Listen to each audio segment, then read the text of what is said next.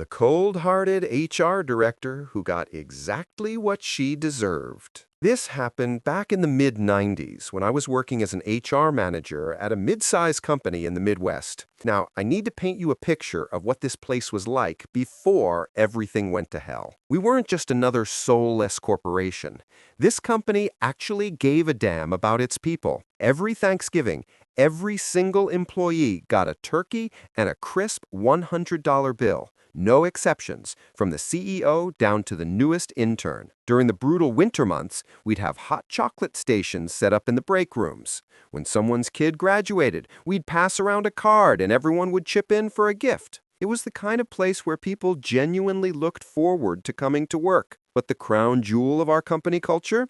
Administrative Professionals Day, or Secretary's Day, as it was called back then. Our managers went all out for this. We're talking flowers delivered to desks, personalized thank you cards with generous gift certificates, elaborate lunch outings to the fanciest restaurants in town. These administrative staff worked their asses off, staying late, coming in weekends, basically keeping the entire operation running while the rest of us stumbled around like caffeinated zombies. They deserved every bit of recognition they got. I'd been there for 2 solid years, built relationships with everyone from the mailroom to the C-suite, and honestly thought I'd found my forever job. But life had other plans, and when a dream opportunity came up across the country, I knew I had to take it. Being the responsible person I am, I gave them 3 months' notice, plenty of time to find and train my replacement. Enter the new HR director. Let's call her Cruella, because that's honestly the closest comparison I can make. From day one, this woman radiated the kind of cold, bureaucratic energy that makes your skin crawl. During our handoff meetings, I enthusiastically told her about all our employee appreciation programs, thinking she'd be excited to continue these beloved traditions. Her response was a thin-lipped smile and a curt, "We'll see." I should have known right then that she was planning a massacre. Within her first week, and I'm not exaggerating here, Cruella issued a company-wide memo banning Administrative Professionals Day. Her reasoning? Get this. What if a manager forgets to acknowledge her assistant? The overlooked employee might feel excluded and could potentially pursue legal action against the company. I'm sitting at my desk reading this email, jaw literally on the floor. In 2 years, we'd never had a single complaint about this day. Not one. The administrative staff loved it, managers enjoyed showing appreciation, and it cost the company exactly $0 since everything came out of individual budgets. But Cruella wasn't done. Oh no, she was just getting started. The turkey giveaway? Potential liability if someone gets food poisoning. Gone. The hot chocolate stations. Creates inequality between departments. Eliminated. The congratulatory cards for employee milestones? Unprofessional and could be seen as favoritism. Banned. One by one, every single thing that made our workplace feel human was systematically destroyed. It was like watching someone take a sledgehammer to a beautiful garden. I finished out my notice period feeling absolutely sick about what I was leaving behind. My last day was awkward as hell. Cruella barely acknowledged my departure, while longtime employees were pulling me aside asking if they knew what was happening to their company. But here's where the story gets really dark. Over the next few months, former colleagues would call me with increasingly horrifying updates. Cruella had apparently decided that her real job wasn't HR, it was playing judge, jury, and executioner. She started building cases against employees for the most trivial infractions. Someone took an extra 5 minutes at lunch? Written up. Another person's desk was slightly messy? Formal warning. A third employee made a joke in the break room? Disciplinary action for creating a hostile environment. The worst incident, and I still get angry thinking about this, happened during Take Your Kids to Work Day. Remember Sarah from accounting? Sweet woman. Been with the company for 8 years, never had so much as a verbal warning. Cruella had been systematically documenting every minor thing Sarah did wrong for months, arriving at 8:02 instead of 8 o'clock, taking a personal phone call, forwarding a funny email to a coworker. On that Thursday morning, Sarah brought her 2 kids, a 6-year-old girl and a 9-year-old boy, to show them where mommy worked. They were so excited, dressed in their nicest clothes, carrying little notebooks to write down what they learned. At 10:30 a.m., Cruella called Sarah into the conference room. In front of her children, these innocent kids who were there to learn about the working world, she fired Sarah on the spot. No warning, no discussion, just clear out your desk immediately. But it gets worse. Remember how I mentioned we'd never needed security guards? Well, Cruella decided Sarah and her kids needed to be escorted off the property. Since we didn't have actual security, she grabbed two guys from the mailroom, Jimmy and Rodriguez, who'd known Sarah for years, and made them walk this devastated woman and her crying children to the parking lot. Jimmy told me later that it was the most humiliating thing he'd ever been forced to do. Rodriguez was literally apologizing under his breath the entire walk, saying, "I'm so sorry, Sarah. She's making us do this." The 6-year-old was asking, "Mommy, why are you crying? Did you do something bad?" While the 9-year-old was trying to comfort his sister while fighting back his own tears. The entire office watched this procession through the windows. People were stunned into silence. This wasn't the company they'd fallen in love with. This was some dystopian nightmare. Word spread fast in our small city. Other firings followed the same brutal pattern. No notice, public humiliation, forced escort to the parking lot while colleagues watched in horror. Cruella seemed to genuinely enjoy the power trip, the fear in people's eyes, the way conversations stopped when she walked into a room. Morale plummeted. The employee satisfaction surveys, which she'd also tried to eliminate, came back with comments like, "I'm afraid to come to work," and "This place has become toxic." People started updating their resumes. The best employees, the ones with options, began jumping ship. Upper management couldn't ignore the bleeding talent and the complete collapse of company culture.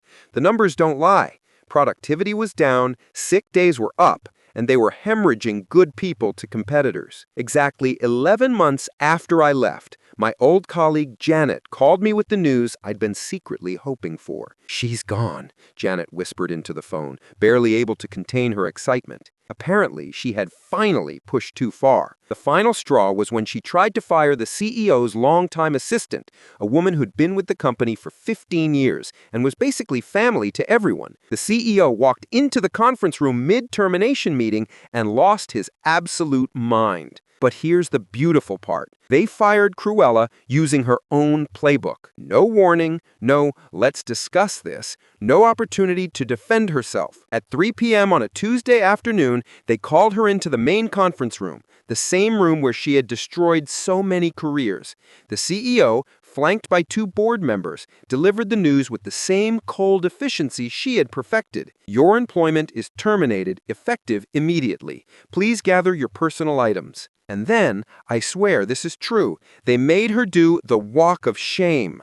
The same mailroom guys she'd turned into her personal enforcers were asked to escort her out, but this time, Jimmy and Rodriguez weren't apologizing. They walked her through the main office area where every single employee could see what was happening. Some people pretended to work, but others, the ones who'd watched friends get humiliated, weren't even trying to hide their satisfaction. As they reached the exit, someone in the back of the office started clapping, slowly. Then others joined in. By the time Cruella reached the door, half the office was applauding her departure. The cherry on top? Word travels fast in a small city, especially when someone has made that many enemies. Cruella spent months applying for HR positions at other companies, only to be quietly blacklisted everywhere. Turns out, all those people she'd fired had friends, family, and professional connections throughout the area. Her reputation preceded her at every interview. The company brought in a new HR director, someone who actually understood that treating employees like human beings isn't a liability, it's good business. Within 6 months, they'd reinstated most of the old traditions, rebuilt the culture, and won back the trust of their workforce. As for Cruella, last I heard she'd moved 3 states away to find work. Even then, the HR community is smaller than you'd think, and stories have a way of following people around. Sometimes the universe really does deliver perfect justice. It just takes a little patience. Edit. For those asking, yes, Sarah landed on her feet. She got hired by one of our competitors within 2 weeks, with a 20% pay raise and better benefits. Her new boss specifically mentioned that they'd heard about how poorly she'd been treated and wanted to make it right. Her kids still talk about the mean lady who made mommy cry, but they're proud of how strong she was. Top comments. Holy shit! Firing someone in front of their kids on Take Your Kids to Work Day is absolutely psychotic behavior. I'm a manager myself, and I can't even imagine doing something that cruel. There are basic human decency lines you just don't cross, and humiliating someone's children crosses about 50 of them at once. Author. I know, right? The worst part was watching those mailroom guys. They were genuinely good people who'd been put in an impossible position. Jimmy actually called in sick the next day because he couldn't stop thinking about those kids crying. It haunted him for months. Comment. Wait, she banned Thanksgiving turkeys? What kind of soulless corporate robot do you have to be to look at free turkey for employees and think, nope, liability issue? I'm Canadian, and even I think that's un-American as hell. Ha ha ha. Seriously though, I work for a tech startup in Toronto, and we do similar appreciation stuff. Catered lunches, birthday celebrations, holiday bonuses. It's not rocket science. Happy employees equals productive employees equals successful business. How did this woman even get hired in the first place? Author. The hiring process was rushed because I gave notice right before their busy season. They brought in a headhunter who apparently oversold her credentials. Turns out her previous company had restructured, aka fired half their staff, right after she left, but nobody connected the dots until it was too late. Comment. This hits close to home.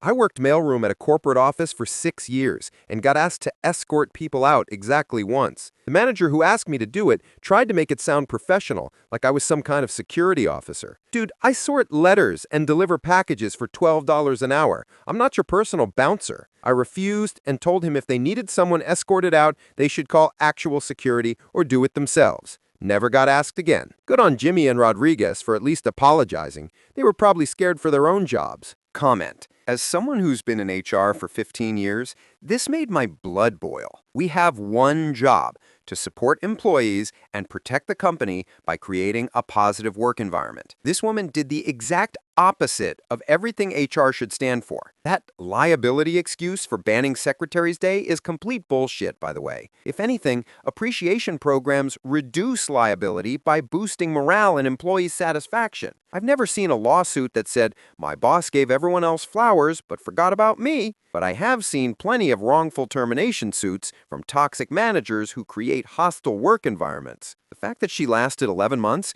is honestly shocking. Most executives would have spotted this toxicity within 90 days. You're absolutely right about the liability excuse being BS.